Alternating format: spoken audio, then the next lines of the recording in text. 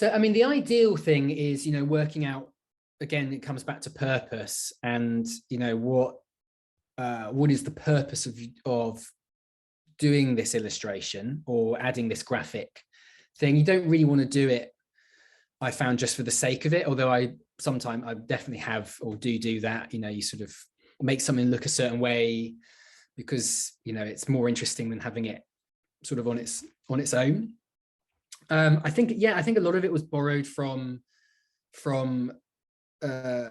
graphic design and looking at, graphic design collections online, like Design Inspiration is a good place to kind of see how typography was being used. I experimented, I moved a bit between using big, bold blocks of text and small text in different videos, depending on what I was doing. I sort of eventually settled on a bit of a color scheme as well. As the videos went on, at the start, they're all sorts of different colors coming in. And then as time went on, they tended to get a bit more consistent. And the only other rule I think was with text. I tried to be quite disciplined about when I would put text on screen. And it tended to be only, the phrase I came up for it was double punching. So it was when you had a word or a phrase or an idea that you really wanted people to remember. As you said it, you key the text on screen, and it's a way of going, this word is important. And if you do it too often, no word is important. So it was to be used kind of sparingly. But I found that was probably the only time I would try and put text on screen, unless it was for a graphic or, for a chart or something like that, would be to underscore what the VO is doing. And we know about the voice, don't we? Because the voice can either change the texture of the film in the way that it's used, particularly if you're, in news sense, it's a kind of hailing voice, or it can be the kind of essay voice where it's playful and you're playing around. What's the consciousness behind, and do you scrap the voice sometimes? You think, oh, I don't quite like that, and because everything seems perfect, but I guess in the whole creative process, they're scrapping and bringing things back or whatever. What's going on?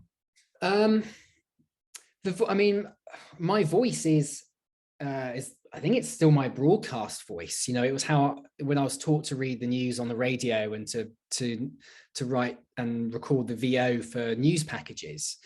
And weirdly, that style actually still influences my writing.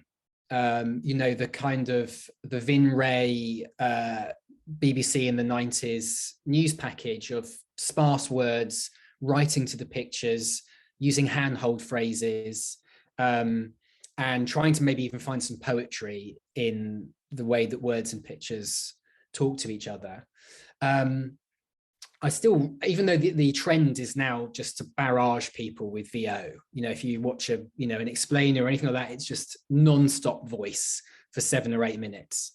I don't like that at all. Yeah, I think it's a real shame that we've lost that. The beauty of a pause, a moment of reflection. Those things are really important. When I record VO, my style is sort of, it's kind of broadcast news, but slightly more conversational. And so I use, obviously, you make those grammatical flubs, like starting a sentence with but and well, because that's how, we talk. It's a lot about trying to achieve that kind of conversational style. And then sometimes trying to sort of bring in some humor or a kind of, like I think in the Peter Principle, there's a bit where the video freezes as if the the stream is broken. And I'm sort of going, no, you know what I mean. There's this, some sort of kind of little performance like that. I don't know, and I still use that voice when I narrate pieces for the Times now. And I'm starting to wonder if I'm a bit sick of it. If I wish I could find a different way of talking. But I don't know. I do try and put a bit of poetry in there, I guess, or a sort of some kind of rhythm in the way I write lines, and try and vary the length of sentences. So have a long sentence and then a short one, and just as and trying to have some kind of flow there. Yeah, I'll normally record a scratch. It's yeah, and then often I will find myself recording little pickup lines towards the end, trying out different ways of reading a line, for sure. So it is kind of, yeah, it is kind of sometimes assembling some new and old bits of recordings together. I find it an interesting voiceover because obviously I know you, but when I hear those, there's a different inflection. It's a bit more almost storytelling in that tradition where the voice articulates what's going on, as opposed to in broadcast terms, you're often quite neutral. You wouldn't say something like, well, now then, or but, because the essence, the tone of the but is trying to articulate their oops.